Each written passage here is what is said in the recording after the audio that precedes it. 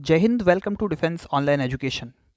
This is class first for complete concept revision of mathematics. इस class में हम आपका जो भी फर्स्ट टॉपिक रहेगा अलजेब्रा से रिलेटेड 9 टॉपिक्स रहेंगे, इन सभी को रिवाइज करने वाले हैं, इनके सारे फॉर्मूलाज और कॉन्सेप्ट देखने वाले हैं। तो अगर आप ये क्लास लास्ट तक देखते हैं तो आपके अलजेब्रा का जो टॉपिक है इसमें अप्रॉक्सीमेट 34 से 38 क्वेश्चंस आपके बनते हैं अलजेब्रा में से। और आई एश्योर यू कि अगर आप इन सभी टॉपिक्स को रिवाइज भी कर लेते हैं केवल, और आपने 12th में इन सभी टॉपिक्स को एक बार बेसिक तो पढ़ा ही होगा और इनको थोड़ा बहुत और रिवाइज कर लेते हैं, तो एनडीए के एग्ज़ाम में आप 25 से 27 क्वेश्चन सही कर पाएंगे इन टॉपिक्स को मिला के। तो चलिए स्टार्ट करते हैं ये क्लास विदाउट एनी डिले। तो फर्स्ट चीज़ हमारे पास क्या है, व्हाट इज सेट, आप सभी को पता है। अच्छा ठीक है, एक बात और मैं यहाँ पे आपको क्लियर कर दूँ कि जो भी मैं यहाँ पे लिखूँगा स्लाइड्स पे, उससे ज़्यादा जो मैं बोलूँगा उस पर ध्यान दीजिएगा, ठीक है। वर्ड्स पे ज़्यादा ध्यान दीजिए, लिखूँगा थोड़ा और मैं बोलूँगा उसको डिटेल में, ठीक है। चलिए, तो व्हाट इज सेट, सेट क्या है? Set is well defined collection of things, किसी चीज़ों का वेल डिफाइंड कलेक्शन। सपोज एक सेट ए दिया है जिसमें 1 3 5 7 9, ये क्या है, नंबर्स लिखे हुए हैं। ये कैसे नंबर हैं? ये ऑड नंबर हैं। तो इनका कलेक्शन जो है इसको हम क्या बोलते हैं? सेट बोलते हैं। कोई भी चीज़ हो सकती है, कोई भी नंबर हो सकता है, इन सभी को हम क्या बोलते हैं? सेट। सपोज कोई सेट बी है और बी सेट में हमने क्या लिख दिया, x such that x is student of class 9th। तो क्लास 9th का कोई स्टूडेंट हो जाएगा इस सेट में, यानी क्लास 9th के जितने भी स्टूडेंट होंगे वो सभी बी सेट में आ जाएंगे। इसी तरीके से सेट को डिफाइन किया गया है। आप सभी को बेसिक तो पता ही होगा। इनके रिप्रेजेंटेशन किस तरीके से होते हैं? दो मेथड हैं बेसिकली रिप्रेजेंटेशन के। फर्स्ट होता है टेबुलर फॉर्म, या इसको हम रोस्टर फॉर्म भी बोलते हैं। रोस्टर मतलब होता है कि अलग अलग लिखना, रोस्ट कर देना, ठीक है। तो जैसे अगर हम इसको ऐसे लिख दें 1 3 5 7 9 अप टू इन्फिनिट, तो ये क्या हो गया, एक सेट हो गया ए। इसी सेट को अगर हम दूसरे मेथड से लिखना चाहें तो हम लिखते हैं सेट बिल्डर फॉर्म। किस फॉर्म में? Set builder form. अब सेट बिल्डर फॉर्म क्या होता है? सेट बिल्डर फॉर्म होता है जो भी प्रॉपर्टी उस सेट में यूज हुई है उस प्रॉपर्टी के बेसिस पे लिखना।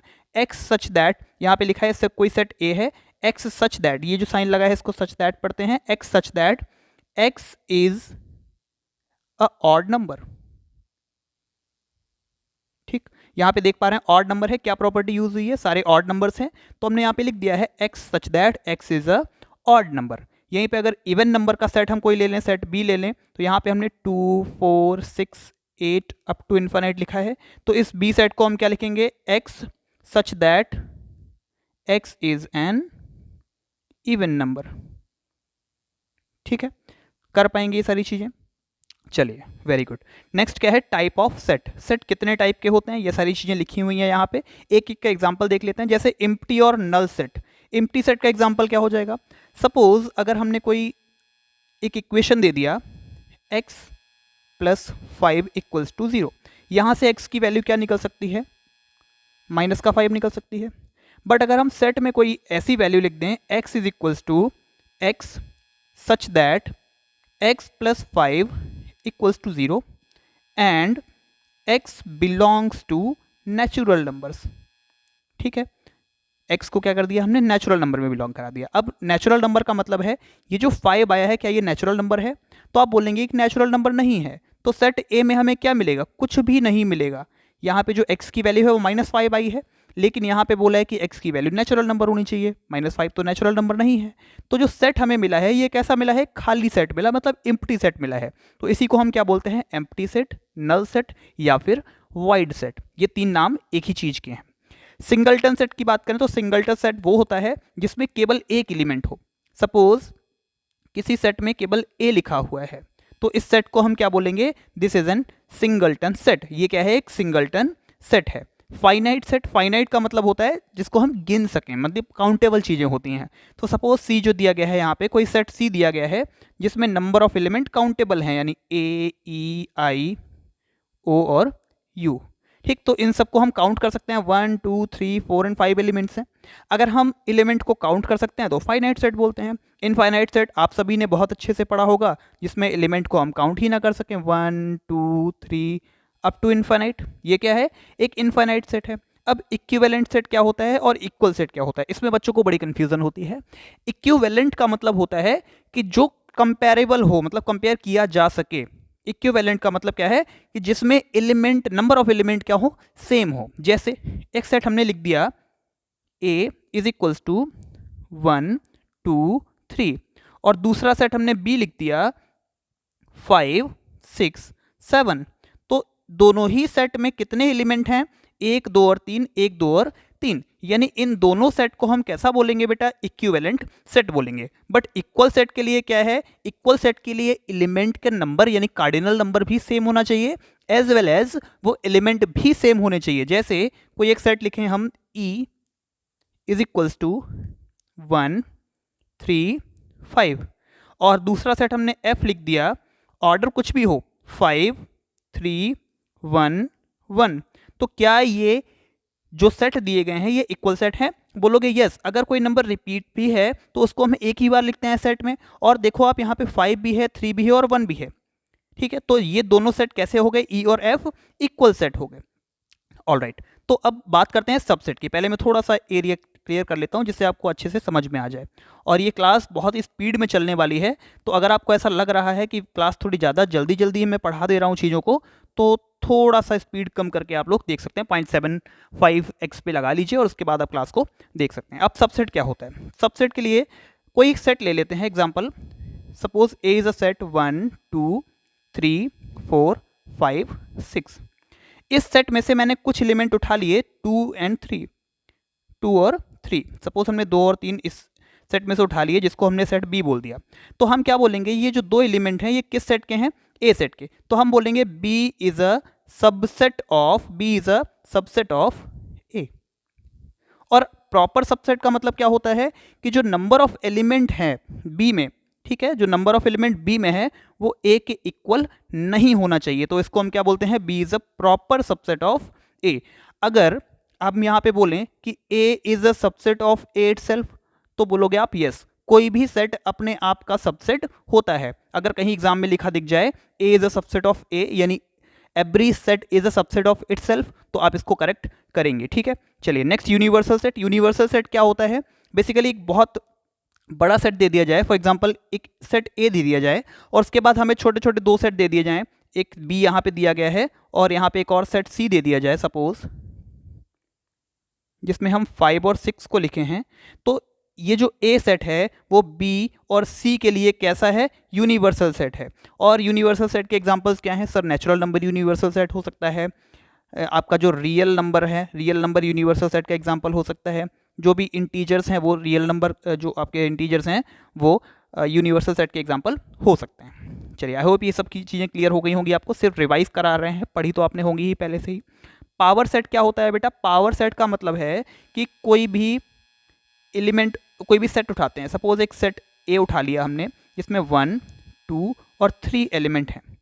अब इनके जो एलिमेंट हैं इनके सेट का सेट, फॉर एग्जांपल इस एलिमेंट के कितने सेट बन सकते हैं, ये जो एलिमेंट 3 दिए हैं इनसे कितने सेट पॉसिबल हैं, बोलोगे एक 1 है, एक 2 है, देन 3 आ जाएगा आपके पास, देन 1, 2 आ जाएगा सॉरी, देन 2, 3 आ जाएगा, 1, 3 आ जाएगा और 1 2 और 3 आ जाएगा। और अगर तीनों ही एलिमेंट्स को हटा दें तो क्या 5 नहीं आ जाएगा इसमें, मतलब एम्प्टी सेट। अच्छा, यहाँ पे एम्प्टी सेट को हमने सिर्फ ऐसे ब्रैकेट से डिनोट किया था, या फिर इसको हम 5 से भी डिनोट कर सकते हैं, ठीक है। तो इन सभी एलिमेंट का अगर हम सेट बना दें, इन सभी जो सबसेट दे रखे हैं, ठीक है, इन सभी का हम क्या बना दें, सेट बना दें, तो इसको हम क्या बोलते हैं, पावर सेट, और पी से इसको डिनोट करते हैं पावर सेट। क्लियर है इतनी बात, ठीक है। चलिए, आई होप ये चीज क्लियर होगी। और इसका नंबर कैसे पता करते हैं कि किसी भी सेट के कितने पावर सेट होंगे, तो वो हम 2 की पावर n करते हैं, और जहां पे n क्या होता है, number of element in set. अगर इसमें देखोगे आप सेट में, तो कितने एलिमेंट हैं, 1 2 और 3, तो 2 की पावर कितनी कर देंगे, 3, 2 2 जार 4, 2 जार 8। क्या 8 एलिमेंट ही हैं इसमें, 1 2 3 4 5 6 7 और 8। तो यहाँ पे कैसे हम फाइंड करेंगे, 2 की पावर n करके पावर सेट में कितने एलिमेंट हैं, कार्डिनल्स, ठीक है। चलिए अब देखते हैं यूनियन ऑफ सेट। यूनियन मतलब होता है कॉमन। यूनियन का मतलब क्या होता है, मीन्स सारी चीजें, एक तरीके से आप एलसीएम बोल सकते हैं, क्या बोल सकते हैं, एलसीएम बोल सकते हैं सेट्स का। जैसे कोई सेट ए दे रखा है जिसमें 1 2 3 4 दिया है, और सेट बी दे रखा है जिसमें 3 5 6 दे रखा है।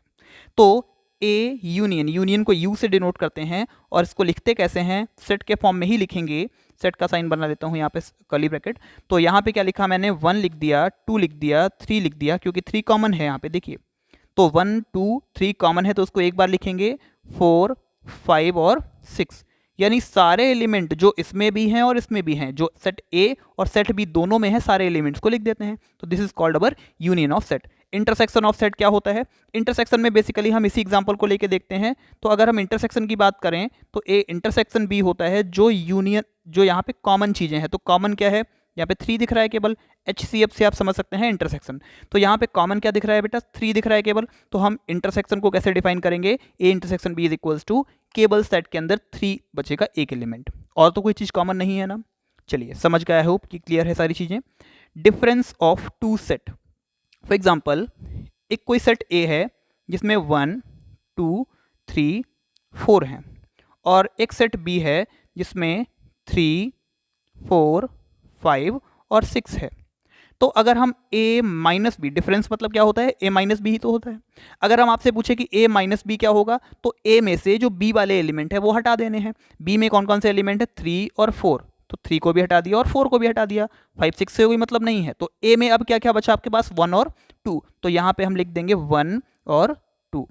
और यहीं पे अगर हम b माइनस a की बात करें, तो अब b आगे लिखा हुआ है तो हमें पहले b को देखना है।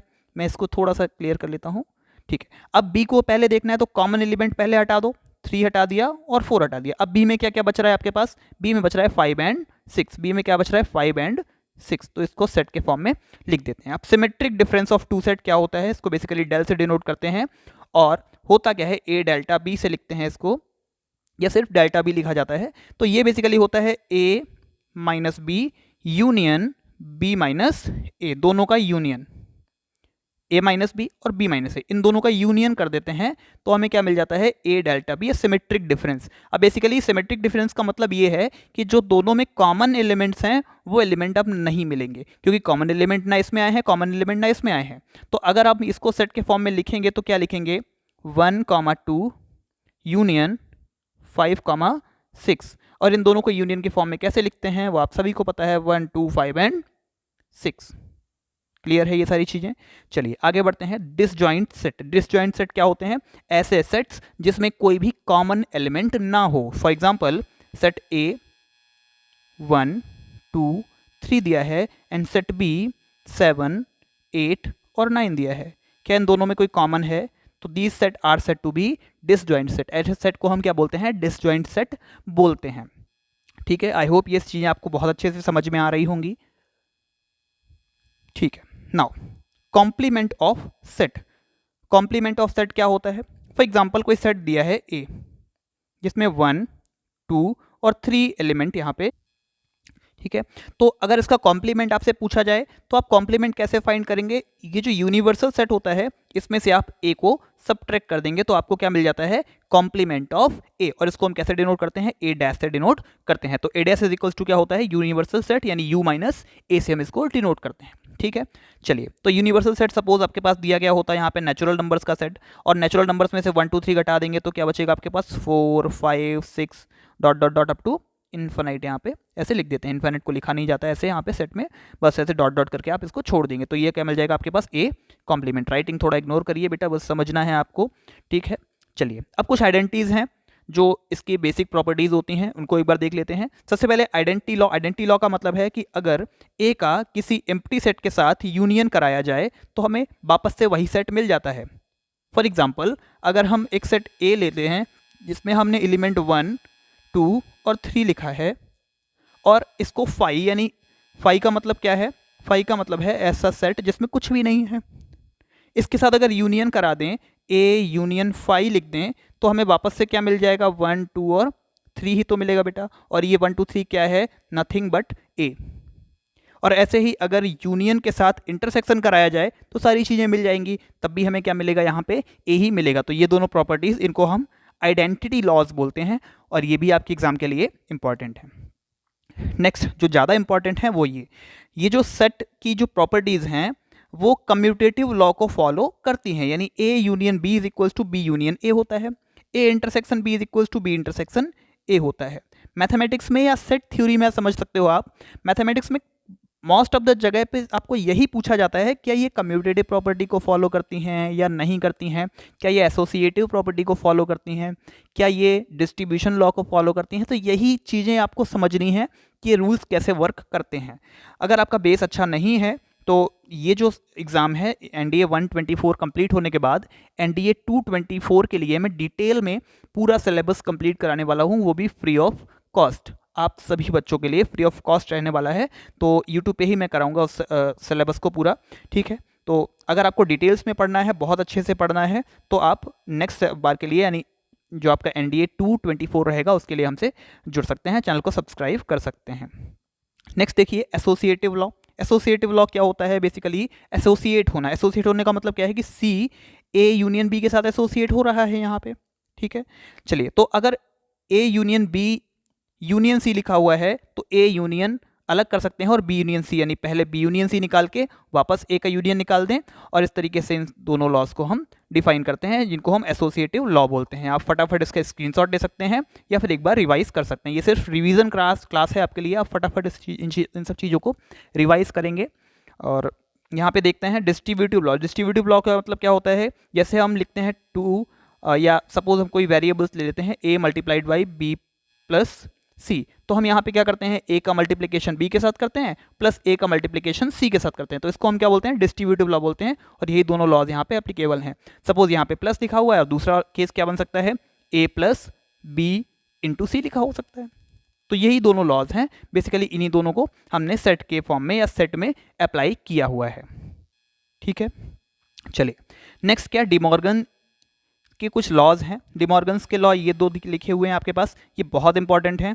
अगर ए यूनियन बी का कॉम्प्लीमेंट लिखा हुआ है तो A complement intersection B complement हो जाता है, यानी जो बीच का साइन है ये आपका चेंज हो जाता है।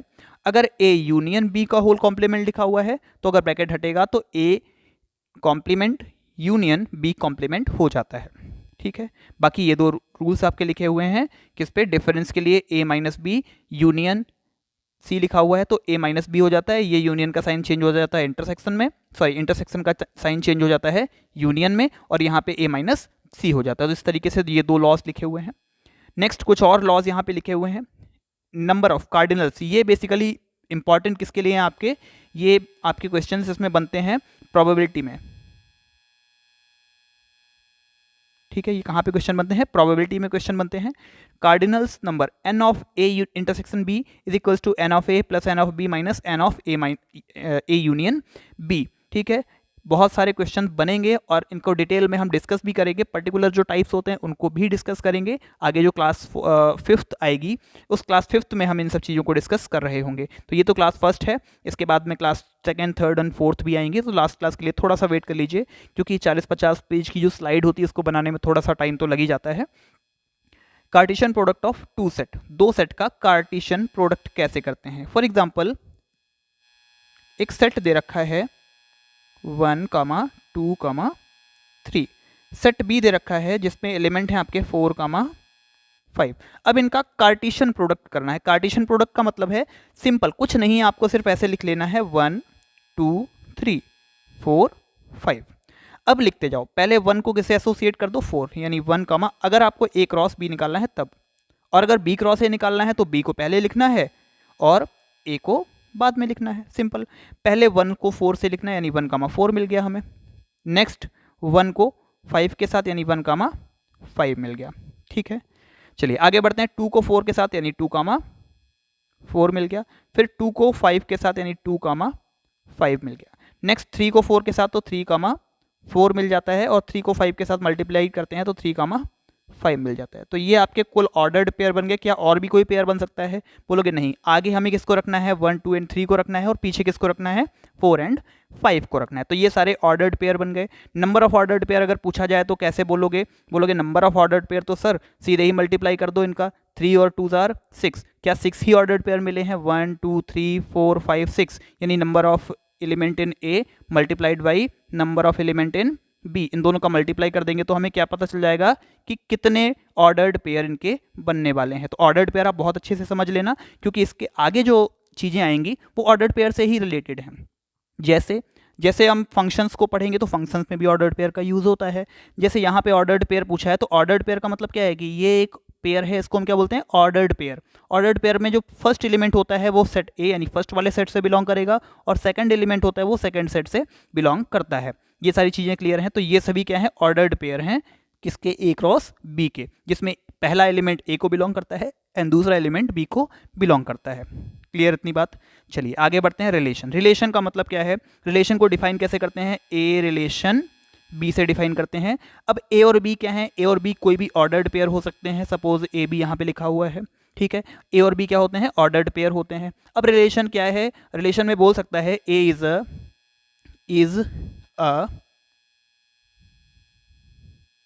मल्टीपल ऑफ बी, या सपोज ए इज हाँ ठीक है, मल्टीपल ऑफ बी।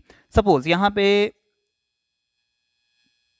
ऐसा भी लिख सकता है, A is a multiple of 2 and B is multiple of 3, ऐसा लिख सकता है। तो ए इज मल्टीपल ऑफ 2 यानी यहाँ पे 2 आ जाएगा, और बी इज मल्टीपल ऑफ 3 मतलब 2 और 6 हो सकता है। फिर 2 को किससे एसोसिएट कर सकते हो, 2 को एसोसिएट कर सकते हो आप 3 का टेबल पढ़ते जाएंगे, 2, 3 भी हो सकता है, 2, 6, 2, 9 ऐसे करके लिख सकते हैं। तो ये सारे ऑर्डर्ड पेयर बन गए, इन्हीं को हम क्या बोलते हैं, रिलेशन बोलते हैं। चलिए एक एग्जांपल से समझते हैं, कोई एग्जांपल उठाते हैं, यहाँ पे थोड़ा सा इरेज कर लेता हूँ मैं ये। चलिए तो कोई एग्जांपल सेट उठा लेते हैं। पहले हम सेट लिख देते हैं ए,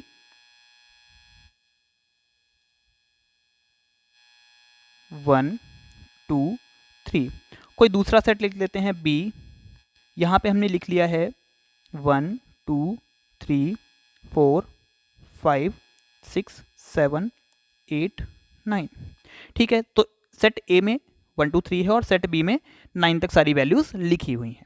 चलिए अब आगे बढ़ते हैं। अब आपके मतलब की चीज़ शुरू होने वाली है। रिलेशन क्या होता है, बेसिकली रिलेशन डिफाइन होगा ए रिलेशन बी। कैसे डिफाइन होगा, ए रिलेशन बी से, ठीक है।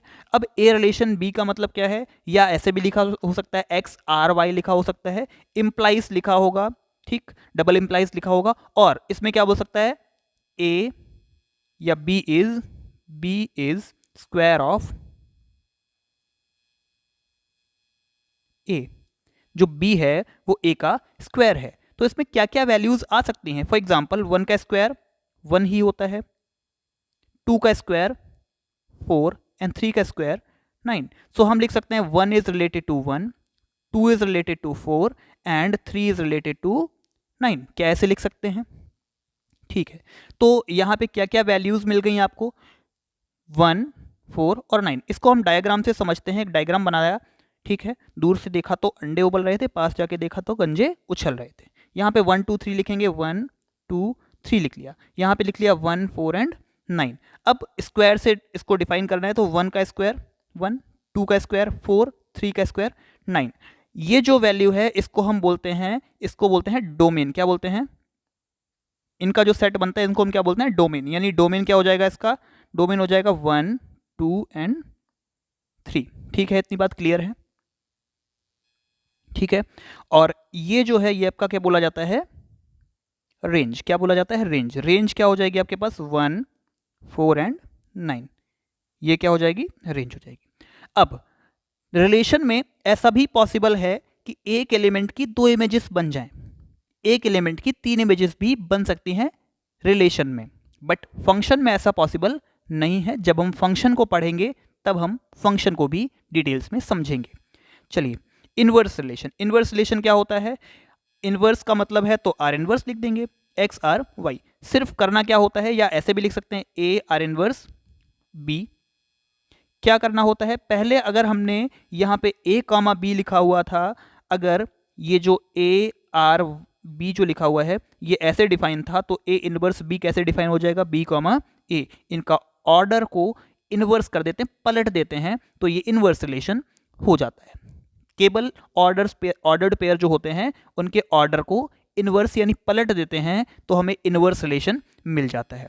ठीक है, चलिए आगे बढ़ते हैं, टाइप्स ऑफ रिलेशन देख लेते हैं।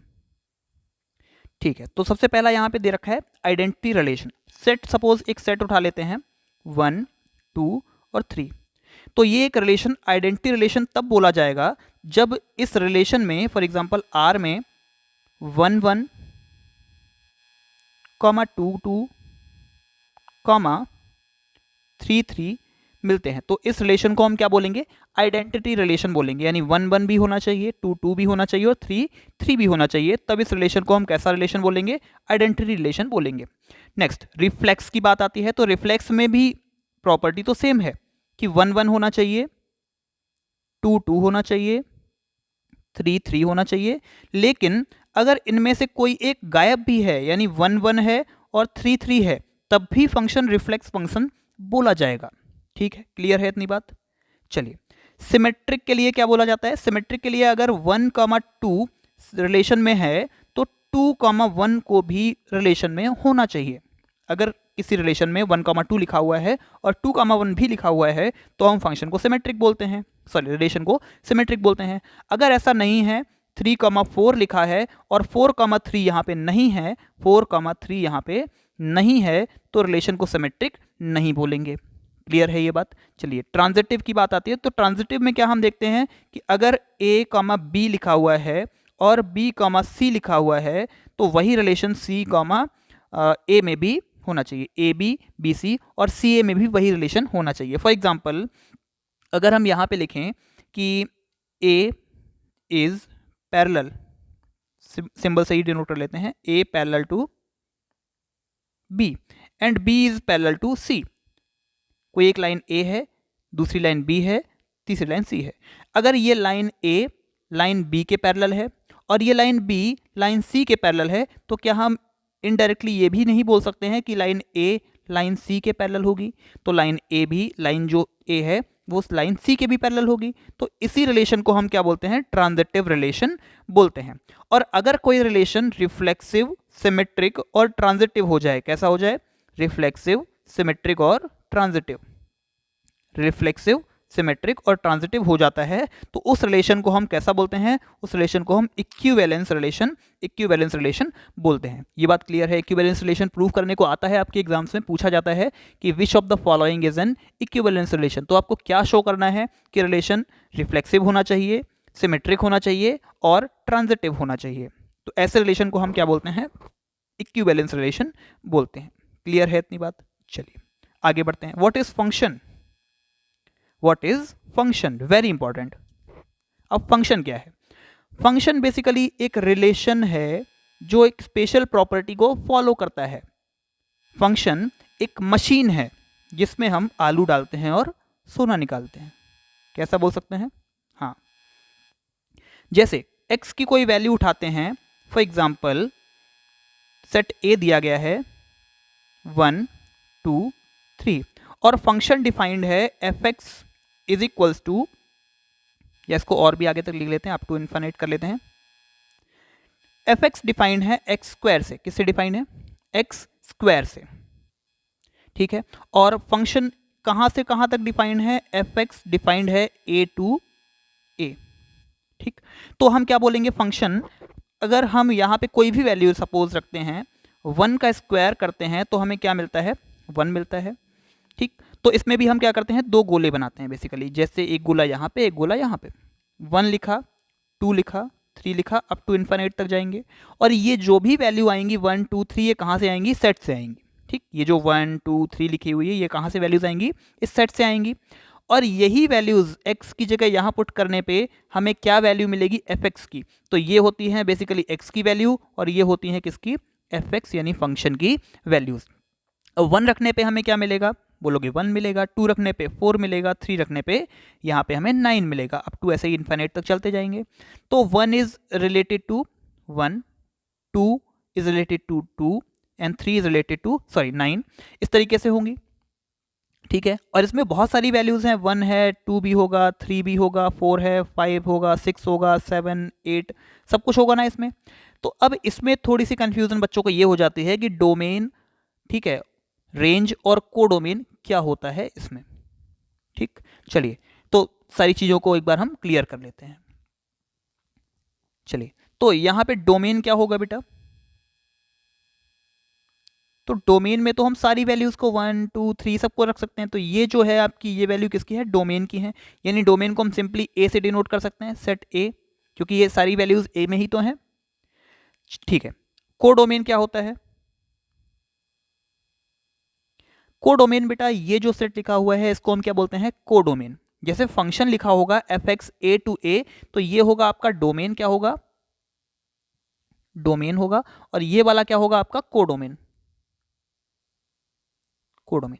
अब यहाँ पे रेंज क्या होता है, तो जो एलिमेंट इससे कनेक्टेड है, सपोज यहाँ पे 1 है 4 है 9 है, ये तो हो गया आपका ए, और रेंज क्या होगी, जो कनेक्टेड एलिमेंट हैं उनको हम क्या बोलते हैं, रेंज बोलते हैं, क्या बोलते हैं, रेंज। अब इसमें रेंज क्या हो जाएगी, 1 4 9, इसको अलग से सेट के फॉर्म में दिखाना पड़ेगा, 1 4 9, ऐसे ही 16, और सारी स्क्वायर वैल्यूज क्या हो जाएंगी, इसका रेंज हो जाएंगी। कोई डाउट, आई होप कोई डाउट नहीं होगा। अब इसके लिए कुछ ऐसी प्रॉपर्टीज एक बार और देख लेते हैं। सपोज हमने ये 2 अंडे बनाए, इसमें लिखा है 1, या ए बी सी डी, कोई अल्फ़ाबेट ले लेते हैं, ए बी सी डी, यहाँ पे लिख लेते हैं एल एम एन। अगर हमने ए को रिलेट करा दिया एल से, बी को रिलेट करा दिया एम से, सी को भी रिलेट करा दिया एम से, और डी को रिलेट करा दिया एन से, तो यहाँ पे ए एल से रिलेटेड है, बी एम से रिलेटेड है, सी एम से रिलेटेड है, और डी एन से रिलेटेड है। तो इसको भी हम फंक्शन बोलेंगे। जैसे फंक्शन को डिफाइन कैसे करेंगे, A comma L, B comma M, C comma M, और डी कॉमा एन, ऐसे लिख सकते हैं। लेकिन अगर यहीं पर थोड़ा सा इसको मॉडिफाई कर लेते हैं, एल एम एन ओ, अगर हमने ए को एल से रिलेट करा दिया और ए से ही हमने यहाँ पे एम को रिलेट करा दिया, एक एलिमेंट से 2 एरो अगर निकलेंगे तो ये फंक्शन नहीं होगा। या फिर सपोज ऐसा भी हो सकता है कि कोई एलिमेंट अगर छूट गया, कोई भी एलिमेंट ऐसा रह गया जो किसी एलिमेंट से रिलेटेड नहीं है, किसमें, डोमेन में। डोमेन में कोई भी एलिमेंट खाली नहीं रहना चाहिए, एम्प्टी नहीं रहना चाहिए, और कोई भी एलिमेंट से 2 एरोज नहीं निकलने चाहिए, ठीक है, तो वो फंक्शन नहीं होगा। अगर ऐसा है तो फंक्शन नहीं होगा। अगर एक एलिमेंट से 2 एरोज निकले हैं या डोमेन में कोई एलिमेंट खाली पड़ा हुआ है तो वो फंक्शन नहीं बोला जाएगा। ये बहुत इंपॉर्टेंट है, इसको आप क्लियर कर लीजिए एक बार, ठीक है। चलिए next, type of function. Type of function में 4 टाइप के फंक्शन होते हैं, 1 1 मैनी 1, इनटू, ऑनटू। बहुत क्वेश्चन आपसे पूछे जाते हैं इसको प्रूव करने के लिए आपके एनडीए एग्जाम्स में। और आप अगर अग्निवीर, अब पहले तो air force X and Y group होता था, अब उनको अग्निवीर बोलने लग गए हैं, तो अग्निवीर में अगर ऐसा क्वेश्चन आता है तो आप बहुत आसानी से कर पाएंगे। 1 1 और मैनी 1 चेक करने के लिए एक मेथड होता है। देखिए ये यस नो टाइप क्वेश्चन है, या तो इसका ऑप्शन यस होगा, और अगर यस नहीं है तो ऑब्वियसली इसका आंसर नो होगा। क्लियर है ना भाई, अगर कोई क्वेश्चन 1 1 नहीं है तो वो डेफिनेटली मैनी 1 होगा, और अगर कोई क्वेश्चन इनटू नहीं है तो वो डेफिनेटली ऑन टू होगा। अब 1 1 मैनी 1 और इनटू ऑन टू को चेक कैसे करते हैं वो भी एक बार देख लेते हैं। 1 1 का मतलब क्या है, पहले मतलब समझ लेते हैं। 1 1 का मतलब है कि सभी एलिमेंट की एक ही इमेज है। For example A B C, यहाँ पे एल एम एन लिखा हुआ है, एल ए कनेक्टेड है एल से, बी एम से, और सी एन से। ऐसा नहीं है कि कोई 2 एलिमेंट की एक ही इमेज है। एग्जाम्पल ये आपका किसका एग्जाम्पल है, 1 1 का। अगर आप ये डायग्राम बनाना जानते हैं फंक्शन की वैल्यूज से तो आपको क्वेश्चन करने में कोई दिक्कत नहीं होगी। ए बी सी और डी, यहाँ पे एल एम एन लिखा हुआ है, ए बी सी और डी। तो ये फंक्शन कैसा बोला जाएगा, मैनी। देख रहे हो यहाँ पे बी और सी यानी 2 एलिमेंट, यानी मैनी टू 1। 1 का क्या मतलब है, एम। 2 बी और सी किससे रिलेटेड है, एम से अकेले से रिलेटेड है, तो मैनी टू 1 हो जाएगा, ठीक है। अब इनटू का मतलब क्या है सर, इनटू का मतलब ये है कि कोई फंक्शन ए बी सी ऐसे डिफाइन है, एल एम एन, ठीक है, इस तरीके से लिखा हुआ है। अब इनटू और ऑनटू का मतलब क्या है, इनटू का मतलब है कि कोई फंक्शन जिसमें एलिमेंट बच जाए, जैसे एल एम एन ओ भी लिखा होता, तो ये ओ तो किसी से कनेक्टेड नहीं है ना, तो ये फंक्शन को हम क्या बोलते हैं, इनटू फंक्शन। क्या बोलते हैं, इनटू फंक्शन। और अगर ये ओ गायब हो जाए तो इस फंक्शन को हम ऑन टू बोल देंगे। क्या बोल देंगे, ऑन टू बोल देंगे। तो दोनों एग्जांपल अलग अलग दे देते हैं। ये आपका किसका एग्जांपल है, ऑन टू का, ऑन टू का। और यहाँ पे एक और एग्जांपल दे देते हैं हम, एल ए और B, A B, L M N, एक एलिमेंट बच गया ना यहाँ पे n, तो ये एग्जांपल इसका हो गया आपका इन टू फंक्शन का। किसका हो गया, इन टू फंक्शन का। ठीक है, क्लियर है ये सारी चीज़ें, टाइप ऑफ फंक्शन क्लियर हो गया। अब इसको क्लियर एक बार और चीज़ देख लेते हैं कि अगर हमें one one many one define करना हो, फंक्शन ही ऐसा दे दिया जाए जिसको हम ये सब बनाना ना चाहें, तो हम कैसे चेक कर पाएंगे। तो उसके लिए छोटा सा एक ट्रिक होता है, उस ट्रिक को आप अप्लाई कर सकते हैं। सपोज fx1 बराबर fx2 लिख लेते हैं, x1 x2 लिखते हैं फंक्शन में। ठीक है, x की जगह एक बार x1 रखते हैं, x की जगह एक बार x2 रखते हैं पूरे इक्वेशन में, और दोनों को क्या करते हैं, आपस में बराबर करके सॉल्व करते हैं। सॉल्व करने के बाद अगर x1 की वैल्यू x2 के इक्वल आ जाती है तो फंक्शन को हम बोलते हैं क्या, 1 1। कैसा बोलते हैं, 1 1 बोलते हैं।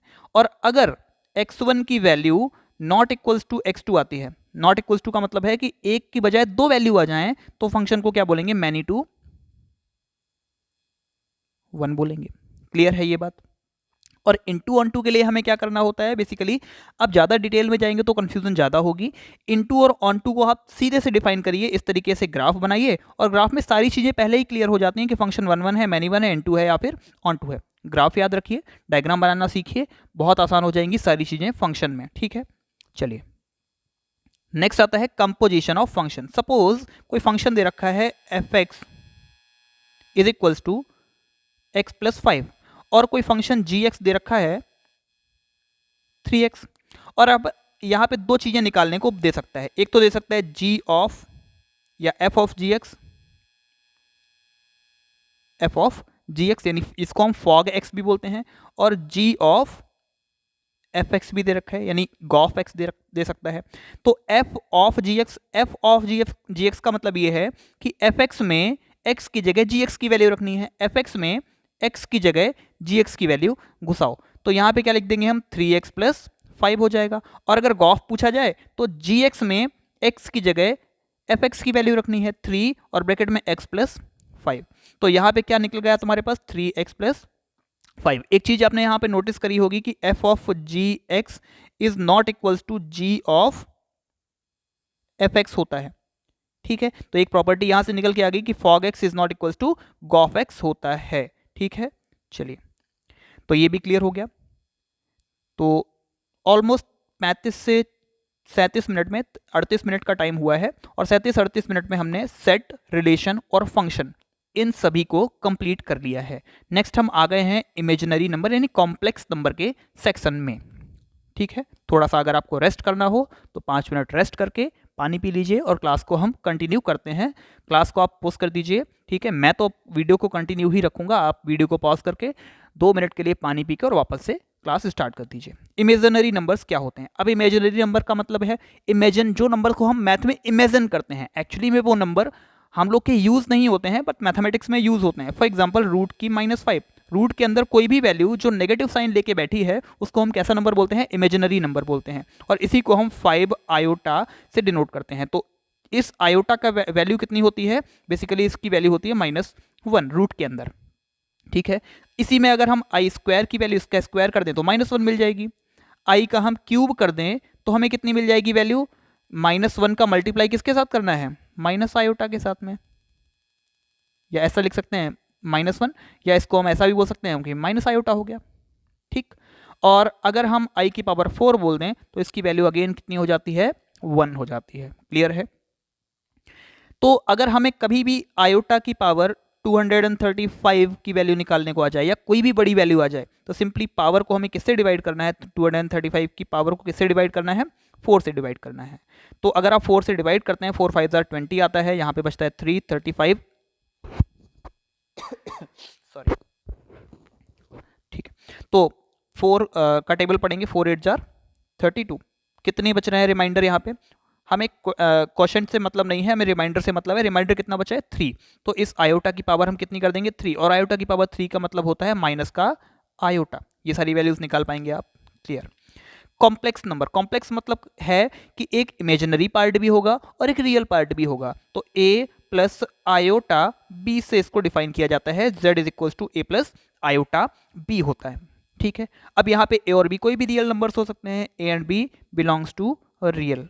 कैसे नंबर होते हैं, ये रियल नंबर होंगे। इमेजिनरी पार्ट क्या होगा इसका, ये जो आई लिखा हुआ है वो इमेजिनरी है, इसकी वजह से किसी भी इमेजिनरी का रियल में मल्टीप्लाई करने से वो भी क्या बन जाता है, इमेजिनरी नंबर ही बन जाता है। तो z is equal to A plus iota B से इसको डिफाइन किया जाता है, where a and b are real numbers. ठीक है, चलिए इक्वालिटी ऑफ कॉम्प्लेक्स नंबर, अगर दो कॉम्प्लेक्स नंबर इक्वल हैं, फॉर एग्जांपल एक z इज इक्वल टू लिखा है a1 प्लस आयोटा b1 और z2 लिखा है a2 प्लस आयोटा b2, तो यहाँ पे हम ये जो पार्ट है रियल पार्ट को रियल पार्ट से कंपेयर करा देते हैं, यानी a1 इज इक्वल्स टू क्या होगा, a2 हो जाएगा यहाँ पे, if z1 is equals to z2 then a1 is equals to a2 होगा and b1 is equals to किसके होगा, b2, यानी रियल पार्ट के इक्वल हो जाएगा।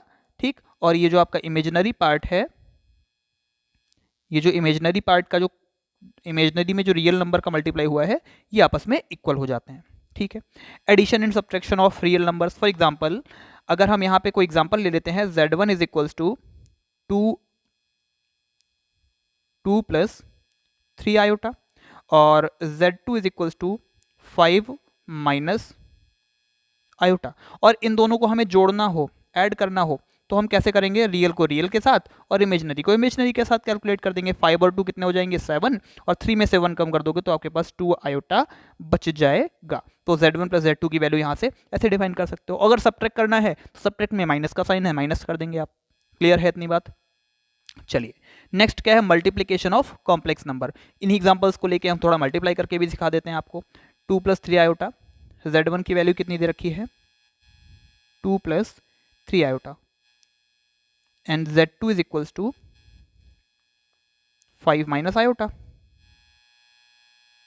बेटा अगर आपको थोड़ा स्पीड लग रही है वीडियो में, मतलब मैं तेज बोल रहा हूँ, तो आप कमेंट कर दीजिए, मैं नेक्स्ट क्लास में ट्राई करूँगा थोड़ा सा धीमे, यानी थोड़ा आराम से कराने की। लेकिन आपके पास इतना टाइम नहीं है कि मैं आराम कराऊँ, क्योंकि मुझे अप्रॉक्सीमेट 1 से ज़्यादा दिन 2 दिन का टाइम तो लग जाता है स्लाइड्स को प्रिपेयर करने में।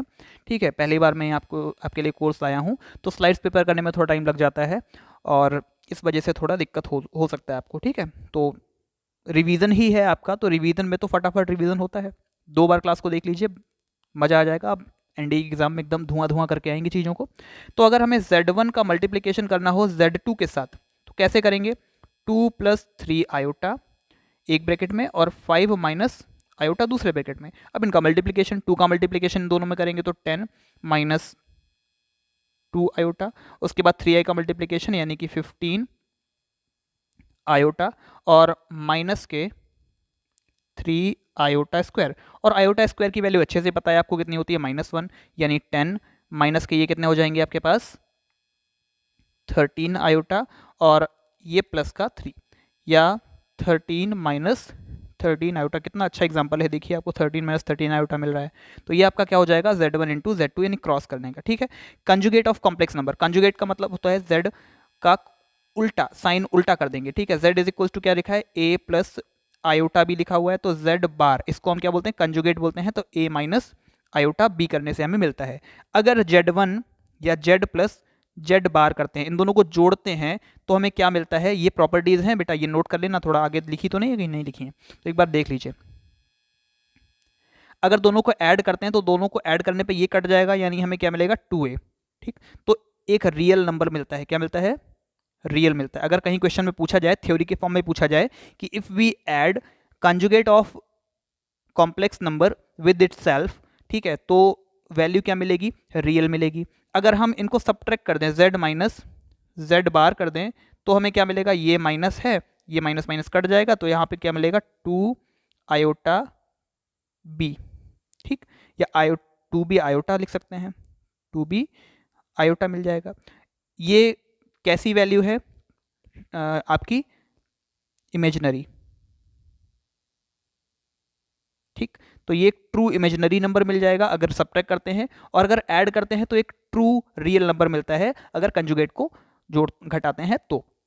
ठीक है, अगर हम मल्टीप्लाई करते हैं z का z बार के साथ, अगर मल्टीप्लाई करोगे आप तो A square minus B square की वैल्यू लग जाएगी, तो आपको यहाँ पे मिल जाएगा A square minus B square iota square, यानी माइनस की जगह यहाँ पे प्लस का साइन आ जाएगा, तो A square plus B square मिल जाता है। और ये भी हमें एक कैसी वैल्यू देता है, रियल वैल्यू। कैसी वैल्यू देता है, एक रियल वैल्यू देता है अगर कंजुगेट के साथ मल्टीप्लाई करते हैं तो। इसीलिए बोला जाता है कि अगर डिनोमिनेटर में कोई कॉम्प्लेक्स नंबर लिखा है तो उसको रैशनलाइज करना है। रैशनलाइज मतलब क्या है, उसके कंजुगेट से मल्टीप्लाई करते हैं और वो रियल बन जाता है। करते हैं ना, हम लोगों ने कई बार किया है अपने एकेडमिक्स में। ठीक है, चलिए तो ये चीज़ क्लियर है। चलो अब आगे बढ़ते हैं। Modulus of complex number. Modulus क्या होता है, मॉड्यूलस का मतलब है बेसिकली उसकी वैल्यू निकालना। फॉर एग्जांपल कोई z दे रखा है 2 + 3 आयोटा, इस तरीके से डिफाइंड है। ठीक है, तो अगर हम मॉड्यूलस ऑफ z की बात करें तो मॉड्यूलस ऑफ z का मतलब है कि इन दोनों वैल्यूज़ का यहाँ पे अगर हम लिख लें z = a + आयोटा b, तो इसको ऐसे डिफाइन करते हैं, modulus of z √(a² + b square. ठीक है, मॉड्यूलस z बोलते हैं इसको, और मॉड्यूलस z का स्क्वायर यहाँ पे 2 का स्क्वायर हो जाएगा 4 + 3 का स्क्वायर हो जाएगा 9, that will be equals to modulus of z √13। इसको हम बोलते हैं modulus of complex number. Clear है। चलिए नेक्स्ट आता है आर्ग्यूमेंट या amplitude of complex number. Argument या एम्पलीट्यूड को हम आर्ग्यू जेड AR जेड से भी हम डिनोट कर लेते हैं। ठीक है, चलिए तो इसको हम कैसे डिफाइन करते हैं आर्ग्यूमेंट ऑफ जेड को। आर्ग्यूमेंट ऑफ जेड का सिंपल सा फॉर्मूला होता है, और कई कई आपको ARG भी लिख सकता है आर्ग्यूमेंट ऑफ जेड। कैसे डिफाइन करते हैं, तो यहाँ पे जो B लिखा हुआ है, B को हम ऊपर लिखते हैं, यहाँ पे tan इनवर्स का साइन लगा लीजिए आप, tan inverse B/A argument of Z define करते हैं। ठीक है, अगर इसी वैल्यूज का निकालना हो तो हम क्या लिखेंगे, tan इनवर्स 3/2। सिंपल है, क्लियर है ये सारी चीजें, आर्ग्यूमेंट क्लियर है। चलिए अब polar representation of complex number. Polar representation क्या होता है, तो z is equals to polar representation होता है। फॉर एग्जांपल अगर कोई z बराबर दे रखा है a+ या x+ आयोटा y, तो इसको पोलर फॉर्म में हम कैसे रिप्रेजेंट करेंगे, तो पोलर फॉर्म में रिप्रेजेंट करने के लिए हम r cos थीटा और प्लस आयोटा साइन थीटा से डिफाइन करते हैं। किससे डिफाइन करते हैं, r cos theta plus iota sine theta से डिफाइन करते हैं। ठीक है, और वेयर थीटा की वैल्यू कहां से आएगी, थीटा की वैल्यू आती है आपके पास tan इनवर्स y/x, जिसको हम अभी आर्ग्यूमेंट बोले थे, ऊपर ये आर्ग्यूमेंट बोले थे ना, तो यही थीटा की वैल्यू, बेसिकली ये थीटा की वैल्यू ही तो है, तो ये थीटा की वैल्यू यहां से आती है और इसमें हम वैल्यू पुट कर देते हैं। क्लियर है, आई होप क्लियर होगा। ठीक है, चलिए 10 मिनट में हमने कॉम्प्लेक्स नंबर को भी समाप्त कर दिया है। नेक्स्ट हम आगे बढ़ते हैं AP, GP एंड HP। ठीक है, चलिए आगे बढ़ते हैं AP, GP, HP में। nth term of N AP का फॉर्मूला आपके सामने लिखा हुआ है। किसी AP का nवां पद an + n-1 × d होता है, और अगर लास्ट से nवां पद पूछा जाए तो इसका फॉर्मूला ये लिखा है Tn = L - n-1 × d। और ये d क्या होता है, d होता है आपका सारवांतर। सारवांतर मतलब a2 - a1 से लिख सकते हैं, या सिंपली इसको an - an-1 से भी डिनोट करते हैं, इसको सारवांतर बोलते हैं। और a क्या होता है आपके पास, फर्स्ट टर्म, ठीक है, प्रथम पद, ठीक, और L क्या होता है, अंतिम पद। ठीक, क्लियर है ये सारी चीजें। चलिए तो और आगे बढ़ते हैं थोड़ा। Sum of n term of N AP, किसी AP के n पदों का योगफल कैसे ज्ञात करते हैं। n पदों के योगफल का सिंपल सा फॉर्मूला है Sn = n/2 2a + n-1 × d, या फिर अगर लास्ट टर्म दिया हो तो n/2 a + l, यानी पहले और लास्ट के पद को जोड़ के जितने भी उसमें टर्म्स हैं उनके आधे से मल्टीप्लाई करने पे हमें उनका सम पता चल जाता है। तो इनका इम्प्लीमेंटेशन आप सीख गए होंगे पहले ही, 10th में ही आपको, आई मीन 10th में भी सिखाया जाता है, और कुछ पार्ट इसका 11th में भी है, तो वहाँ भी आपको सीखने को मिलता है। ठीक है, अगर आपने अच्छे से पढ़ा है तो आप यहाँ पे कोई भी परेशानी आपको नहीं होगी। कुछ प्रॉपर्टीज़ होती हैं इनकी, अगर हम किसी AP में मतलब सारे टर्म्स में एक ही नंबर जोड़ दें, किसी AP के सारे टर्म्स में सपोज a जोड़ते जाएं, तो उसका जो ठीक है, अगर एक एपी में हर एक पद में हम ए जोड़ते जाएं तो उसका तब भी वो एपी ही रहती है, ठीक है, एपी चेंज नहीं होती है। और अगर हम कोई स्पेसिफिक नंबर को सब्ट्रैक्ट कर दें तब भी वो एपी ही रहेगी और डी भी चेंज नहीं होगा। ठीक, आगे बढ़ते हैं, चलिए ये सारी चीज़ें क्लियर हैं। अर्थमेटिक मीन, अर्थमेटिक मीन का मतलब क्या है कि दो वैल्यूज़ हैं, suppose A and B, suppose हम ले लेते हैं 2 एंड 4, इनके बीच का अर्थमेटिक मीन यानी समांतर माध्य बोला जाए तो 2 + 4, इन दोनों को जोड़ के 2 से डिवाइड कर देंगे तो यहाँ पे हमें वैल्यू मिल जाती है 3। एक तरीके से एवरेज भी बोल सकते हैं। nth term of N GP, अब जीपी की बात करें तो जीपी का nth टर्म क्या होता है, ए आर की power n-1, where R is equals to क्या होता है, सार्वनुपात होता है, जिसको हम कैसे डिफाइन करते हैं, A N upon A N minus 1, या ऐसे बोल सकते हो A2 अपॉन A1, ऐसे ही तो बोल सकते हो।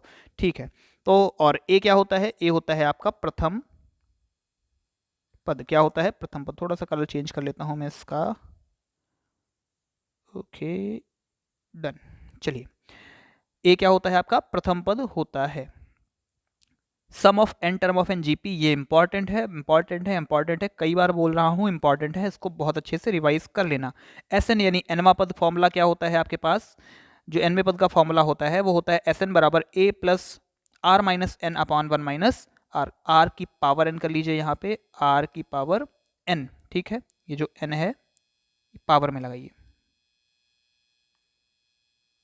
आर की पावर एन। जब आर की वैल्यू 1 से छोटी होगी तब के लिए ये फॉर्मूला अप्लाई करेंगे, और अगर आर की जो आर की वैल्यू है वो 1 से बड़ी है उसके लिए फॉर्मूला ये लगाएंगे आप। और अगर लास्ट टर्म दिया गया है, एल दिया गया है, उस केस के लिए फॉर्मूला एस एन बराबर A minus L R upon 1 minus R हो जाता है। और अगर आर की वैल्यू छोटी है, सॉरी बड़ी है 1 से, तो L R minus A upon R minus 1 वाला फॉर्मूला हम अप्लाई करते हैं। ठीक है, ये सारे फॉर्मूले आप देख लीजिए, रिवाइज कर लीजिए और उनका स्क्रीनशॉट लेते जाइए। ठीक है, चलिए आगे बढ़ते हैं। Sum of infinite term of N AP, एक ऐसी एपी जिसमें इनफाइनाइट टर्म्स हैं, तो उस एपी को हम कैसे उनका सम निकालेंगे, तो इसके लिए फॉर्मूला होता है S N is equals to A upon 1 minus R. एक ही केस है, एक ही फॉर्मूला है, डायरेक्ट अप्लाई करना है और इसको सॉल्व करना है। ज्योमेट्रिक मीन, ज्योमेट्रिक मीन मतलब जो इनका गुणोत्तर माध्य होता है उसको हम कैसे डिफाइन करते हैं, तो g is equals to A into B, root of A into B से डिफाइन होता है। A P is always greater और इक्वल देन जी पी, एक प्रॉपर्टी है, बहुत इंपॉर्टेंट है, बहुत बहुत ज़्यादा इंपॉर्टेंट है। अगर आप हायर एग्जाम की तैयारी कहीं करते हैं तो आपको ये जो प्रॉपर्टी है कई बार यूज होने वाली है। इसका एक एग्जांपल देख लेते हैं, जैसे अगर हम कोई दो वैल्यूज ले लेते हैं, suppose a is equals to 9 and b is equals to 4, ठीक, तो अगर हम इनका अर्थमेटिक मीन निकालें तो 9 + 4 अपॉन 2, 9 4 होता है 13 अपॉन 2, यानी ये अप्रॉक्सीमेट 6.5 आएगा। और अगर हम यहीं पे इनका, ये हो गया आपका अर्थमेटिक मीन, ठीक, और ए पी हटा दीजिए यहाँ पे, इसको आप थोड़ा इस तरीके से भी लिख सकते हैं, arithmetic mean is greater than और इक्वल्स टू ज्योमेट्रिक मीन। ठीक, अब इसका ज्योमेट्रिक मीन निकालेंगे तो जी एम कैसे निकलेगा, ज्योमेट्रिक मीन कैसे निकलेगा, रूट ऑफ 9 इंटू 4, और रूट ऑफ 36 को लिख सकते हैं हम सिंपली 6। तो यहाँ पे जो जी एम यानी ज्योमेट्रिक मीन है वो 6 आया है और अर्थमेटिक मीन कितना है 6.5, तो यहाँ पे ग्रेटर देन है कि नहीं है। तो इसी प्रॉपर्टीज को फॉलो करते हुए सारे क्वेश्चंस बनते हैं आगे अगर आप हायर स्टडीज में जाते हैं तो। नाउ हार्मोनिक मीन क्या होता है, हार्मोनिक मीन होता है हरात्मक माध्य, सिर्फ एक ही फॉर्मूला है, इसका याद रखना है आपको। ठीक है, बेसिकली ये सीरीज मिलती कैसे है, ये सीरीज आप एपी को रिवर्स कर देते हैं तो आपको हार्मोनिक मीन मिलती है। तो हार्मोनिक रिवर्स मतलब 1/a लिख देते हैं, 1/a1, 1/a2, ये एपी के पद हैं, एपी के टर्म्स को अगर 1 के अपॉन में लिख देते हैं तो हार्मोनिक मीन आपको मिल जाती है। चलिए, तो यहाँ पे क्या करना है, एचएम हार्मोनिक मीन का फॉर्मूला क्या होता है, 2ab upon a plus B, simple सा फॉर्मूला है, 2ab upon a plus B harmonic mean होता है, और इसको याद रखना है आपको। सिग्मा एन मतलब किसी सीरीज के एन टर्म, स्टार्टिंग के एन टर्म्स को अगर ऐड करना हो तो उसका फॉर्मूला ये लिखा है, एन स्क्वायर यानी स्क्वायर के कोई टर्म्स हैं स्टार्टिंग के, एन नेचुरल नंबर के स्क्वायर का सम, एन नेचुरल नंबर के क्यूब का सम, डायरेक्ट फॉर्मूला है, एग्जाम में कई बार क्वेश्चन बन जाता है। हालांकि अब ऐसे एनडीए जैसे एग्जाम में डायरेक्ट कैसे क्वेश्चन नहीं मिलेगा, बट कई जगह इम्प्लीमेंटेशन होता है इस चीज़ का, कई जगह यूज होता है, इसलिए मैंने ये आपको बताया है। चलिए नेक्स्ट आ जाते हैं क्वाड्रेटिक इक्वेशन। क्वाड्रेटिक इक्वेशन क्या होता है, इसके रूट होते हैं alpha and beta. Alpha and beta क्या होता है, अल्फा होता है -b plus root of B square minus 4ac upon 2a। और यहाँ पे थोड़ा सा पेन का कलर मैं चेंज कर लेता हूँ। बीटा इज इक्वल्स टू होता है minus B minus root of B square minus 4ac upon 2a। ये हो गए आपके रूट्स। अगर आपको सोल्यूशन करना है तो डायरेक्ट इनमें वैल्यू पुट करके आप सोल्यूशन निकाल सकते हैं। Now nature of root, nature of root define करने के लिए यहाँ पे देख पा रहे होंगे ये जो रूट के अंदर की वैल्यू है इसको हम डिस्क्रिमिनेंट बोलते हैं। क्या बोलते हैं? विविक्तर या डिस्क्रिमिनेंट बोलते हैं। बी स्क्वायर माइनस 4ac, इसी पे बेस्ड होती हैं सारी चीजें। यही डिफाइन करता है कि रूट्स के कैसे होने वाले हैं। अगर ये जीरो हो जाए सपोज बी, या सीधे हम इसको अब डी लिखने वाले हैं, if D is equals to zero, अगर ये जीरो हो जाएगा तो ये वाला रूट और ये वाला रूट कैसे हो जाएंगे? सेम हो जाएंगे। तो इस कंडीशन में क्या हो जाएंगे? रूट सेम, सेम हो जाएंगे। एंड सेम के साथ साथ कैसे हैं? ये रियल हैं। ठीक, देखिए यहां पे रियल और सेम रूट मिल जाएंगे। अगर डी की वैल्यू पॉजिटिव है तो आपके पास दो केसेस बनते हैं। क्या ये परफेक्ट स्क्वायर है और क्या ये नॉन परफेक्ट स्क्वायर है? परफेक्ट स्क्वायर का मतलब है कि यहां की वैल्यू रूट से बाहर आ जाएगी। ठीक है, बाहर आ जाएगी तो ये रियल रहेंगे। ठीक, रियल के साथ साथ ये परिमेय, ठीक, रेशनल हो जाएंगे। कैसे हो जाएंगे? रेशनल हो जाएंगे और डिस्टिंक्ट हो जाएंगे। डिस्टिंक्ट, रेशनल और रियल रूट्स। अगर नॉन परफेक्ट हैं तो रियल तो रहेंगे, रेशनल नहीं हो जाएंगे, फिर हो जाएंगे इरेशनल,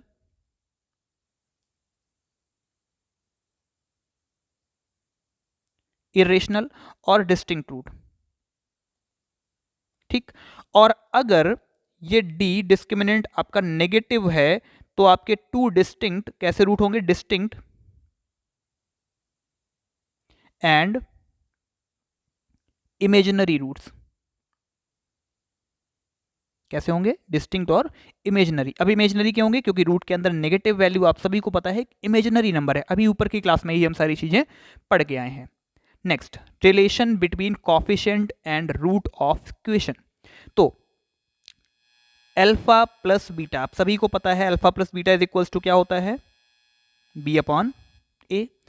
अल्फा इंटू बीटा बराबर क्या होता है? यहाँ पे माइनस का साइन, सी अपॉन ए होता है। इस तरीके से तो अल्फा प्लस बीटा यानी रूट्स का सम कॉफिशिएंट, ऐसे इक्वेशन लिख सकते हैं, A X square plus B X और plus C is equals to zero दिया गया है। तो इस तरीके से रूट्स को डिफाइन किया गया है कॉफिशिएंट के साथ में। चलिए अब क्यूबिक इक्वेशन देख लेते हैं। क्यूबिक इक्वेशन डायरेक्टली तो नहीं पूछा जाता है बट रूट से रिलेटेड जो एक इक्वेशन है वो बनता है, आपके पास क्वेश्चन बनता है। तो A X cube plus B X square plus C X plus D is equals to zero. Now अब alpha plus beta plus gamma, इसके रूट्स कितने होंगे? 3 रूट्स होंगे, alpha plus beta plus gamma. अब alpha plus beta plus gamma को define किया गया है माइनस का बी अपॉन ए से। Alpha beta plus beta gamma plus gamma alpha को डिफाइन किया गया है सी अपॉन ए से। और alpha into beta into gamma को डिफाइन किया गया है माइनस का डी अपॉन ए से। ये सारे फॉर्मूले भी आपके लिए इंपॉर्टेंट है, इनको भी याद कर लीजिए। ठीक है,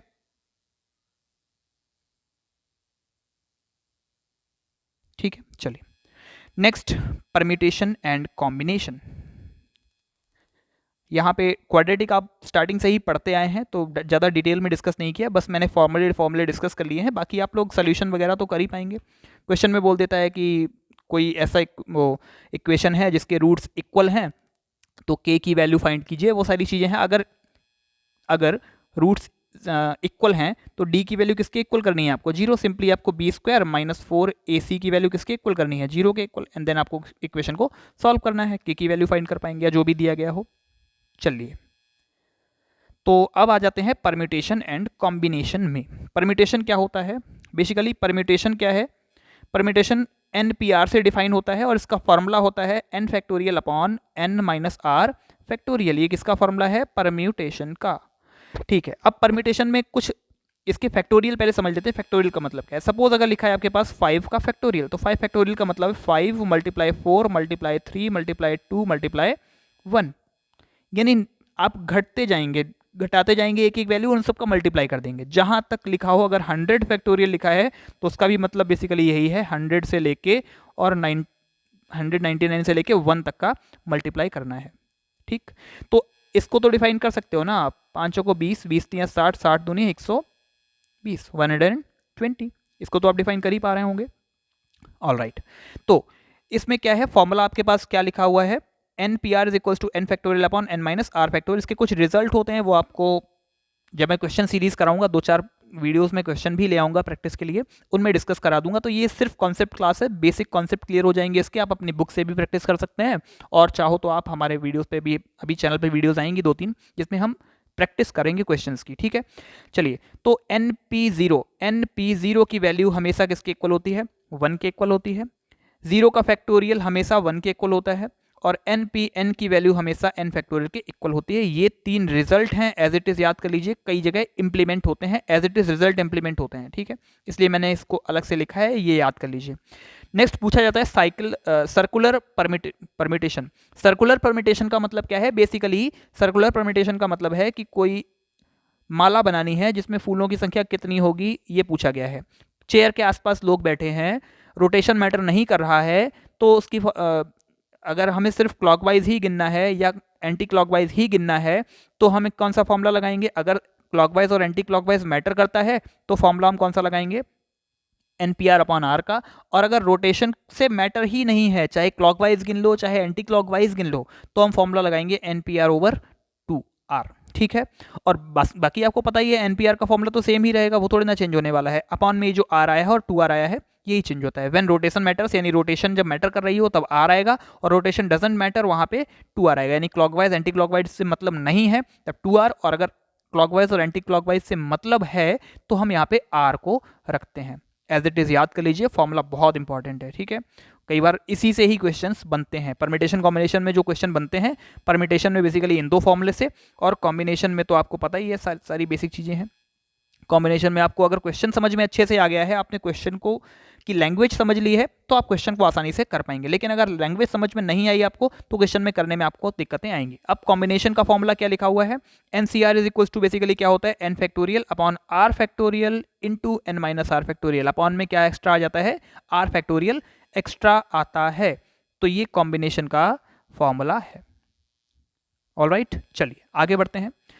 ये जो प्रॉपर्टीज है ना लॉग की, ये मैंने इसलिए लिखवाई हैं क्योंकि डायरेक्ट आपके एग्जाम में नहीं पूछी जाती हैं, बट ऑलमोस्ट कोई भी सेक्शन ऐसा नहीं है जहां पे लॉग की प्रॉपर्टीज यूज ना होती हों, स्पेशली डिफरेंशिएशन एंड इंट्रीगेशन। तो these properties are very important. सबसे पहली प्रॉपर्टी क्या है कि इफ a की power y is equals to n लिखा है तो y is equals to log an हो जाता है। बेसिक प्रॉपर्टी है, इसका तो यूज नहीं होता, बट इसका यूज भर भर के होता है। अगर बेस और वैल्यू सेम हो जाए तो लॉग की प्रॉपर्टी की वैल्यू 1 हो जाती है। लॉग 1 की वैल्यू 0 होती है, और इसी तरीके से लॉग 10 की वैल्यू 1 होती है, और लॉग 100 की वैल्यू 2 होती है। यानी जितने जीरो उतनी वैल्यू। यहाँ पे कोई जीरो नहीं तो जीरो वैल्यू, 1 जीरो तो 1 वैल्यू, 2 जीरो तो 2 वैल्यू, ऐसे ही 5 जीरो तो 5 वैल्यू हो जाएगी।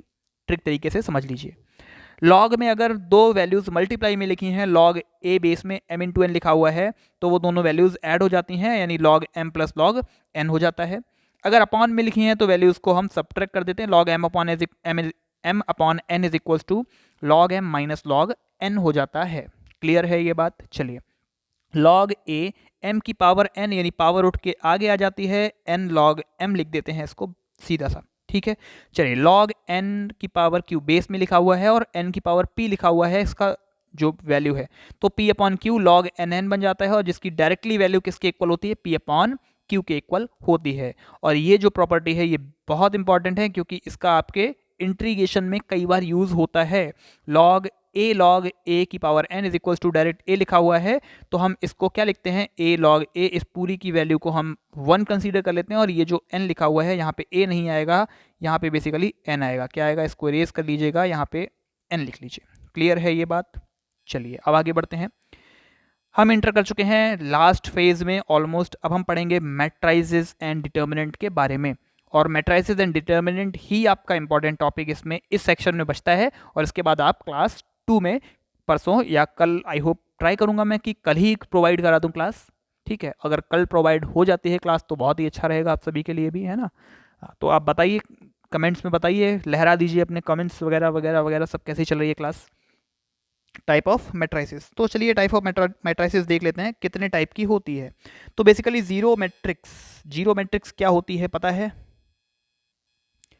बताओ बताओ बताओ, नहीं पता? चलो मैं बताता हूँ। जीरो मैट्रिक्स एक ऐसी मैट्रिक्स होती है जिसके सभी एलिमेंट क्या हो जाएं, जीरो हो जाएं, इसको हम क्या बोलते हैं, जीरो मैट्रिक्स बोलते हैं। रो मैट्रिक्स क्या होती है पता है आप सभी को? नहीं पता है तो मैं ही बताता हूँ। रो मतलब होता है पंक्ति, पंक्ति मतलब 1 2 3 ऐसा लिख दिया जाए तो ये रो मैट्रिक्स हो जाती है। कॉलम मैट्रिक्स मतलब एक कॉलम के फॉर्म में लिखी होगी 1 2 3, जिसमें सिर्फ एक कॉलम होगा, इसको हम कॉलम मैट्रिक्स बोलते हैं। अब आती है इंपॉर्टेंट स्क्वायर मैट्रिक्स, जिसमें रोज और कॉलम इक्वल हो जाएं, रोज और कॉलम क्या हो जाएं, इक्वल हो जाएं। जैसे 2 4 3 1 रोज और कॉलम इक्वल हो जाते हैं तो इसको हम बोलते हैं स्क्वायर मैट्रिक्स। ठीक है, इसका अगर सिंबॉलिक रिप्रेजेंटेशन देखें तो हमेशा हम इसको कैसे लिखते हैं, where I and I J equal हो जाए, I is equal to J, sorry, एक कोई मैट्रिक्स जिसमें आई इक्वल्स टू जे हो जाए। रो मैट्रिक्स को कैसे डिफाइन करते हैं, जिसमें आई की वैल्यू 1 हो जाए। कॉलम मैट्रिक्स जिसमें जे की वैल्यू 1 हो जाए। ठीक है, चलिए डायगोनल मैट्रिक्स क्या होता है? डायगोनल बताओ, डायगोनल नहीं पता? चलो, डायगोनल मैट्रिक्स वो होता है जिसमें डायगोनल में एलिमेंट हो 1 2 3, बाकी सभी एलिमेंट क्या हो, जीरो, बाकी सभी एलिमेंट क्या हो, जीरो। तो इसको हम क्या बोलते हैं, डायगोनल मैट्रिक्स बोलते हैं। चलिए आगे बढ़ते हैं। स्केलर मैट्रिक्स क्या होता है? चलिए, तो स्केलर मैट्रिक्स भी एक डायगोनल मैट्रिक्स का ही पार्ट है। बेसिकली इसमें क्या होता है कि जो डायगोनल के एलिमेंट होते हैं वो अब सेम होने लगते हैं, एक स्पेशल प्रॉपर्टी को फॉलो करने लगते हैं। जैसे यहाँ पे सभी एलिमेंट जीरो हो गए, सॉरी सभी एलिमेंट कितने हो गए हैं, 2 हो गए हैं। ठीक है, ऑलराइट। और उसके बाद आता है आइडेंटिटी मैट्रिक्स, इसका भी बड़ा भाई समझ लीजिए, इसने और भी स्पेसिफाई कर लिया है अपने आप को 1 0 0 0 1 0 0 0 और 1, यानी डायगोनल के एलिमेंट कैसे होने चाहिए, 1 होने चाहिए। तो इसको हम क्या बोलते हैं, आइडेंटिटी मैट्रिक्स बोलते हैं। अपर या लोअर ट्रायंगुलर मैट्रिक्स, अपर या लोअर ट्रायंगुलर मैट्रिक्स क्या होती है, वो मैट्रिक्स जिसमें डायगोनल के ऊपर के element, for example upper triangular matrix को हम ऐसे डिफाइन करते हैं 0 0 0 0 0 0। अब यहाँ पे जो भी एलिमेंट होंगे 2 3 एंड 5, बस इसको हम बोलते हैं अपर ट्रायंगुलर मैट्रिक्स। ये एक ट्रायंगल बन रहा है ना, और वो भी कहाँ बना है, ऊपर के साइड में। ऐसे ही अगर नीचे के साइड में ट्रायंगल बन जाए, फॉर एग्जांपल 0 0 0 3 2 5, ये जो नीचे की ओर ट्रायंगल बना है इसको हम बोलते हैं lower triangular matrix. Upper triangular और लोअर ट्रायंगुलर मैट्रिक्स, हालांकि इनका कोई ज़्यादा यूज़ नहीं है, यूज़ होता है ज़्यादा से ज़्यादा स्क्वायर, कॉलम, रो और डायगोनल, स्केलर और आइडेंटिटी मैट्रिक्स का। ठीक है, चलिए आगे बढ़ते हैं। एडिशन सब्ट्रैक्शन ऑफ मैट्रिक्स, अब हम थोड़ा सा डीप जाने वाले हैं मैट्रिसेस में। एडिशन और सब्ट्रैक्शन तो पता ही है आप सभी को, बेसिकली वैल्यूज़ को ऐड करना। एक मैट्रिक्स ए दे रखी है जिसमें कुछ एलिमेंट 2 3 4 7 हैं, और बी कोई मैट्रिक्स दे रखी है 3 5 9 8। एक इंपॉर्टेंट चीज, ऐड या सब्ट्रैक्ट करने के लिए इनका ऑर्डर सेम होना चाहिए। क्या होना चाहिए, ऑर्डर सेम होना चाहिए। 2 को 3 के साथ ऐड करेंगे तो 5 हो जाएगा, 9 को ऐड करेंगे तो 12 हो जाएगा, और 4 को 5 के साथ ऐड करेंगे तो 9 हो जाएगा, 7 और 8 को ऐड करेंगे तो ये 15 हो जाएगा। तो ये भी एक 2 क्रॉस 2 मैट्रिक्स मिलती है। ऑर्डर सेम होना चाहिए, एडिशन और सब्ट्रैक्शन तभी पॉसिबल है। ठीक है, चलिए 2 को 3 के साथ, 3 को 9 के साथ, 4 को 5 के साथ, 7 को 8 के साथ। आई होप सभी को पता होगा। अब जरा इसमें बता दो मुझे क्या करते हैं, मल्टीप्लिकेशन ऑफ मैट्राइसिस, मैट्राइसिस का मल्टीप्लिकेशन कैसे करते हैं। फॉर एग्जांपल एक मैट्रिक्स ए दे रखी है 2 5 3 7, एक मैट्रिक्स बी दे रखी है 1 2 3 2, सपोज 2 हटा दीजिए, यहाँ पे 0 ही लिख देते हैं। चलिए, तो पहले तो हमें एक स्केलर से मल्टीप्लाई करके दिखाओ इसको। कोई मैट्रिक्स ए है, इसमें स्केलर मतलब 5 से मल्टीप्लाई करा दो। 5 से मल्टीप्लाई कराने का मतलब सिर्फ इतना है कि ये जो मैट्रिक्स लिखी है इसमें हमें 5 से मल्टीप्लाई करना है। ठीक है,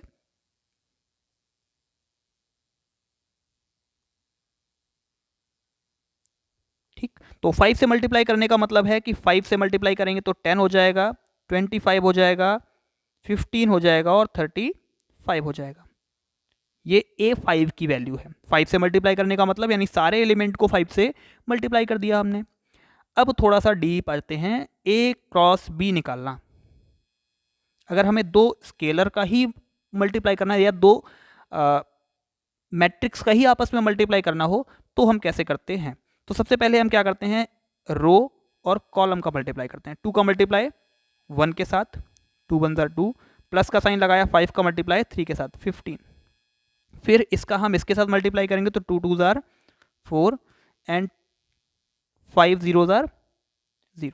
नेक्स्ट आ जाएंगे, अब हम नीचे वाले एलिमेंट से हम ऐसे मल्टीप्लाई करेंगे। 3 का मल्टीप्लाई 1 में तो 3 आ जाएगा, 7 का मल्टीप्लाई 3 में करेंगे तो 21 आ जाएगा। फिर 3 का मल्टीप्लाई 2 में तो हो जाएगा 6 और 7 का मल्टीप्लाई 0 में तो हो जाएगा 0। और इसको एक मैट्रिक्स के फॉर्म में लिख देंगे। 15 और 2 होता है 17, 20 21 और 3 होते हैं आपके पास 24, 4 और 6। ये आपके पास मैट्रिक्स बन के आती है, इसी को हम बोलते हैं AB। ठीक है, क्लियर है, मल्टीप्लाई कर पाएंगे। चलिए आगे बढ़ते हैं, ट्रांसपोज ऑफ मैट्रिक्स। ट्रांसपोज क्या होता है, एनीवन नोज? ट्रांसपोज का मतलब है कि आप रोज को कॉलम में बदल दें। For example 2 3 5, 7 1 2, 9 1 5। रोज को किस में बदलेंगे हम? कॉलम्स में बदलेंगे। दिस रो को कॉलम में बदल देंगे तो 2 7 9, 3 1 1, 5 2 5। This is called A transpose, या ए, इसको हम क्या बोलते हैं, ए की पावर टी भी बोलते हैं, या फिर इस तरीके से ए टी भी बोल देते हैं, या फिर ए डैश भी बोल देते हैं। ठीक है, चलिए आगे बढ़ते हैं। इसकी कुछ प्रॉपर्टीज हैं। प्रॉपर्टीज क्या है कि अगर हम किसी मैट्रिक्स का 2 बार ट्रांसपोज कर दें तो वापस हमें वही मैट्रिक्स मिल जाती है। भाई एक बार हमने बदला है तो रोज को कॉलम में बदला है, वापस अगर हम रोज को कॉलम में बदलेंगे तो 2 3 5, ये 2 3 5 वापस ना मिल जाएगा हमें 2 3 5 ऐसे, है ना। चलिए, अगर हम a प्लस बी या माइनस बी लिखा हुआ है, उसका होल कॉम्प्लीमेंट लिखा हुआ है और अलग अलग कॉम्प्लीमेंट करके भी जोड़ें तो आंसर हमें सेम मिलने वाला है। क्या ही फर्क पड़ेगा इसमें?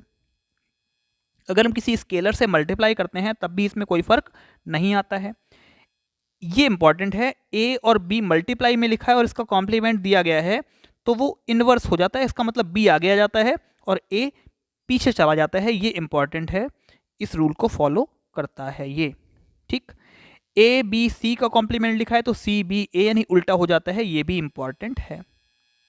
अच्छा, इसमें मैंने एक चीज नहीं बताई आपको कि मल्टीप्लिकेशन में ये आपका a क्रॉस b कभी भी b क्रॉस a के इक्वल नहीं होगा। a cross b cross a के इक्वल नहीं होगा। इट मीन्स ये कम्यूटेटिव प्रॉपर्टी को फॉलो नहीं करता। क्या ये कम्यूटेटिव नहीं फॉलो करता तो क्या सर ये एसोसिएटिव भी फॉलो नहीं करेगा? जी नहीं करेगा, एसोसिएटिव को भी फॉलो नहीं करता। a cross b cross c is not equals to a cross b cross c। Clear है? ना तो कम्यूटेटिव को फॉलो करता है, ना ही ये एसोसिएटिव प्रॉपर्टी को फॉलो करता है। चलिए, ये सारी प्रॉपर्टीज मैंने बता दी आपको। चलिए, अब symmetric and skew symmetric matrix क्या होती हैं वो देख लेते हैं। तो सिमेट्रिक मैट्रिक्स को पहले देखते हैं। सिमेट्रिक मैट्रिक्स का मतलब है अगर कोई मैट्रिक्स ए दे रखी है और उसका आप क्या निकालें, ट्रांसपोज निकालें। जैसे ऊपर हमने निकाला था, ए का ट्रांसपोज निकाला था और वापस हमें ए ही मिल जाए। क्या मिल जाए? वापस ए ही, मतलब बिल्कुल वैसी ही मैट्रिक्स मिल जाए जैसी कि हमने स्टार्टिंग में देखी थी, तो हम इसको बोलते हैं सिमेट्रिक। क्या बोलते हैं? सिमेट्रिक। और अगर हम ए का ट्रांसपोज निकालें और आंसर में हमें वैसी ही मैट्रिक्स मिल जाए बट एक नेगेटिव साइन के साथ, माइनस ए के साथ मिल जाए, तो हम क्या बोलते हैं कि ये कैसी मैट्रिक्स है? ये एक स्क्यू सिमेट्रिक मैट्रिक्स है। स्क्यू सिमेट्रिक मैट्रिक्स है। ठीक है, सिमेट्रिक के लिए ट्रांसपोज निकालने पे वापस ए मिल जाना चाहिए, और अगर ट्रांसपोज निकालने पे वापस ए तो मिला है बट नेगेटिव साइन के साथ मिला है तो सिमेट्रिक स्क्यू सिमेट्रिक मैट्रिक्स बोली जाएगी। ठीक है, जो मैट्रिक्स है वो कैसी बोली जाएगी? स्क्यू सिमेट्रिक मैट्रिक्स बोली जाएगी। चलिए आगे बढ़ते हैं। Determinant value, determinant determinant determinant, inter कर गए हैं डिटर्मिनेंट्स में। तो फॉर एग्जांपल कोई मैट्रिक्स ए दे रखी है 2 5 7 9, इसका हमें डिटर्मिनेंट निकालना है, तो हम क्या करेंगे, 2 का मल्टीप्लाई 9 के साथ 18 हो जाता है और माइनस का 5 का 7 के साथ कर देंगे तो 35 हो जाएगा। कितना बच रहा है आपके पास, 17, घटा लो जरा। चलिए अगर हम 3x3 में देखें तो 3x3 में क्या होगा, 1 2 3 5 2 3 4 2, ठीक है। अगर हमें इसका निकालना हो डिटर्मिनेंट, क्या निकालना हो, डिटर्मिनेंट निकालना हो, तो कैसे निकालेंगे, एक रो या एक कॉलम के अगेंस्ट निकालते हैं। चलिए हम इसमें रो के अगेंस्ट निकालते हैं, तो 1 को हमने यहाँ लिख लिया, उसके बाद इसको छोटे को डिटर्मिनेंट को लिखेंगे। अब 1 को लिखा है तो हमने इसको और इसको कवर कर लेंगे, बचा क्या, 1 4 3 2, नेगेटिव साइन लेंगे, नेगेटिव साइन लेंगे, अब 5 के अगेंस्ट एक्सपेंड करेंगे इसको। नेगेटिव साइन क्यों, क्योंकि plus minus plus minus plus minus plus minus plus ऐसे चलता है साइकिल में, ठीक है। अब 5 के साथ जब इसको एक्सपेंड करेंगे तो हमें क्या मिलने वाला है, देखिए 5 के साथ हम इसको क्लोज करेंगे और इसको क्लोज करेंगे, 2 1 4 एंड 2 मिल जाता है। नेक्स्ट फिर से पॉजिटिव साइन लगा के हम क्या लिखेंगे, पॉजिटिव साइन लगा के अब 3 के रिस्पेक्ट में एक्सपेंड करेंगे इसको, और वापस से हम 3 के रिस्पेक्ट में जब एक्सपेंड करेंगे तो 2 1 1 3 मिल जाएगा हमें।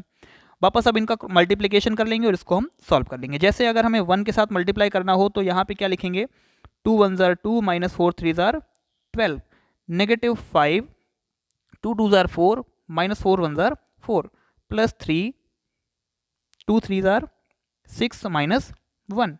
ये हो गया आपके पास 1 multiplied by 10 negative 5 multiplied by 0 plus 3 multiplied by 5, 10 और 15 और 10 कितने हो गए आपके पास, 25, 25 वैल्यू निकल के आती है डिटर्मिनेंट वैल्यू। निकाल पाएंगे आई होप सभी बच्चे। डिटर्मिनेंट वैल्यू इसलिए बताई है क्योंकि डायरेक्ट तो क्वेश्चन नहीं पूछा जाएगा, बट डिटर्मिनेंट वैल्यू का यूज करना पड़ेगा आपको क्वेश्चन को सॉल्व करने के लिए। प्रॉपर्टीज ऑफ डिटर्मिनेंट, प्रॉपर्टीज क्या होती हैं डिटर्मिनेंट निकालने की, फॉर एग्जाम्पल कोई एक डिटर्मिनेंट है जिसमें 0 0 0 1 3 5 2 3 5 लिखा है, 9 लिख देते हैं। अगर कोई एक रो या कोई एक कॉलम 0 हो जाए तो उस पूरे डिटर्मिनेंट की वैल्यू ही 0 हो जाती है। इस केस में एक कॉलम आपको फर्स्ट दिख रहा है कि ये भी 0 ये भी 0 ये भी 0, तो इस पूरे डिटर्मिनेंट की वैल्यू कितनी होगी, 0। If A dash is equals to क्या होता है, प्रॉपर्टीज ऑफ डिटर्मिनेंट, अगर आप किसी भी डिटर्मिनेंट का ट्रांसपोज कर दें, क्या कर दें, ट्रांसपोज, फॉर एग्जांपल 2 3 5 5 1 3 9 7 8 ऐसे लिखा हुआ है, और अगर आप इसका क्या कर दें, ट्रांसपोज कर दें, तो ट्रांसपोज करने पे क्या मिलेगा, 2 3 5 5 1 3 9 7 8, इस तरीके की कोई डिटर्मिनेंट मिलेगी, इस तरीके से कोई डिटर्मिनेंट मिल जाएगी। क्या था यहाँ पे, 2 3 5 5, ठीक। चलिए तो अगर इस टाइप की कोई डिटर्मिनेंट आपको मिल रही है तो दोनों ही केसेस में दोनों की डिटर्मिनेंट वैल्यू जो होगी वो सेम होगी, कोई डिफरेंस नहीं आएगा। 2 रोज या कॉलम आर सेम, अगर कोई डिटर्मिनेंट के 2 रोज या कॉलम सेम है, 1 2 5 1 2 5 3 1 9, अगर 2 कॉलम सेम हो गए तो इस पूरे डिटर्मिनेंट की वैल्यू कितनी हो जाती है, 0 हो जाती है, ये आपको पता होना चाहिए। मल्टीप्लिकेशन वाई एन स्केलर, अगर हम किसी स्केलर से मल्टीप्लाई करते हैं तो वो किसी एक रो में होता है, ना कि पूरी डिटर्मिनेंट में, ठीक है।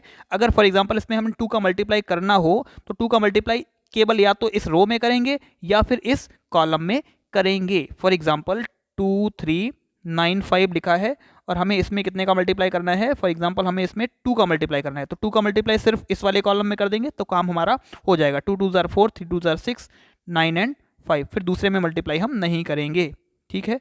इस तरीके से होता है।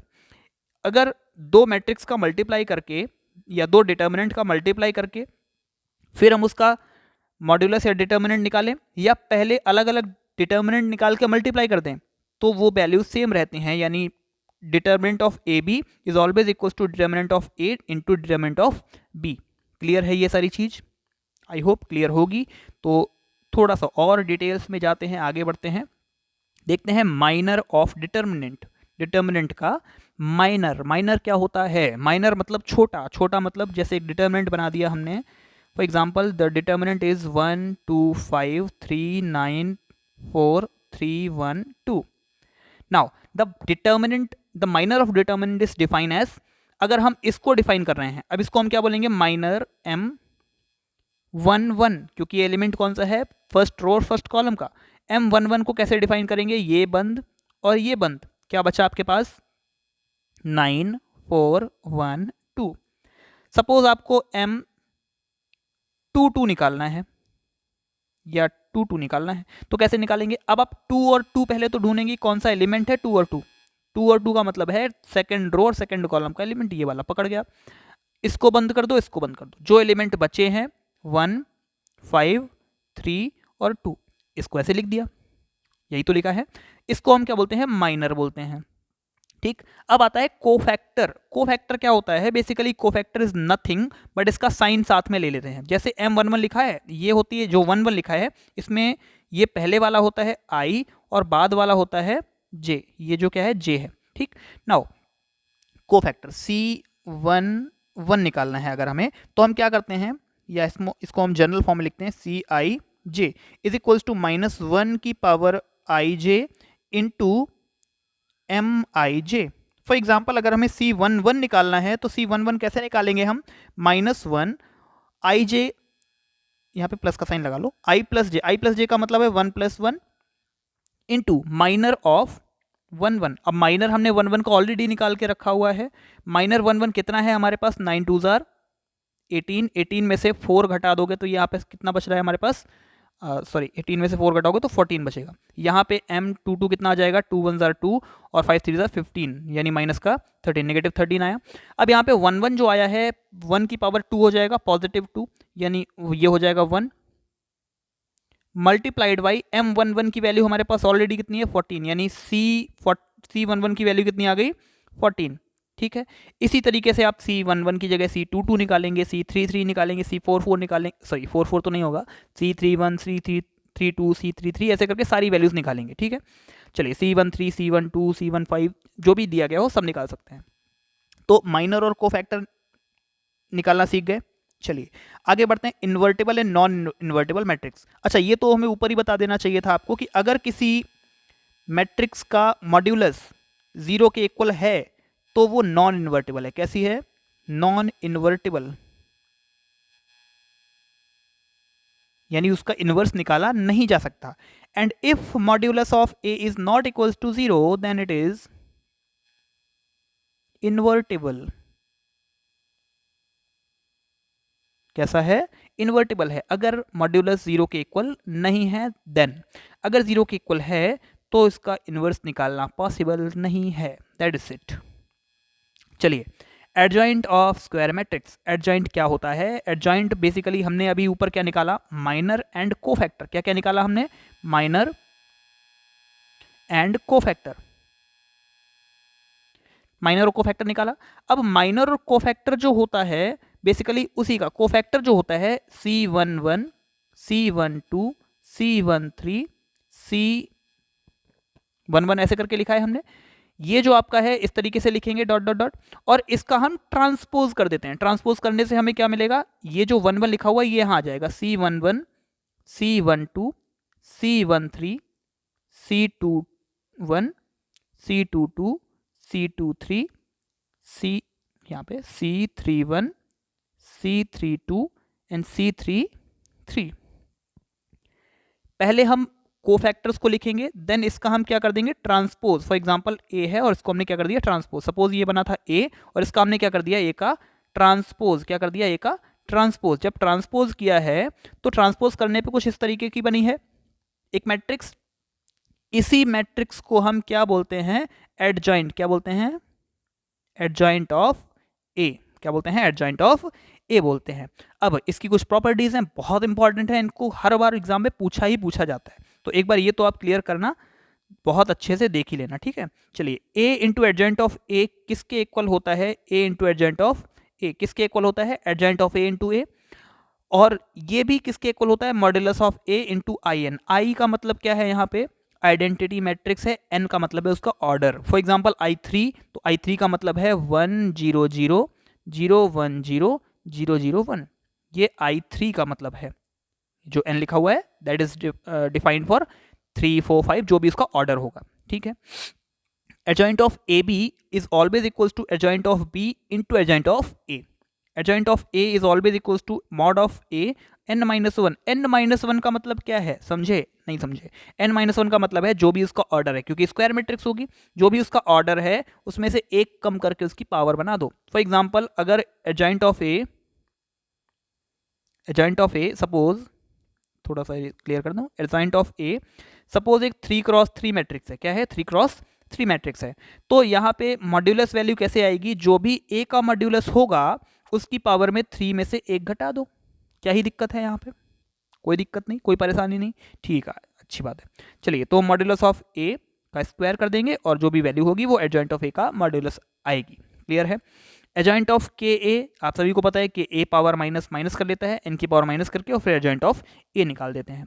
और एडजॉइंट ऑफ ए ट्रांसपोज, अगर डायरेक्ट ए का ट्रांसपोज करके फिर एडजॉइंट निकाला जाए, या एडजॉइंट करने के बाद ट्रांसपोज निकाला जाए, दोनों ही केसेस में वो मैट्रिक्स सेम हो जाती है। ठीक, चलिए, तो ये इंपॉर्टेंट है, एक बार इसका स्क्रीनशॉट मैं क्लियर कर लेता हूँ, साफ कर देता हूँ इसको अच्छे से, स्क्रीनशॉट ले लीजिए, पूरा पेज क्लियर कर दे रहा हूँ मैं।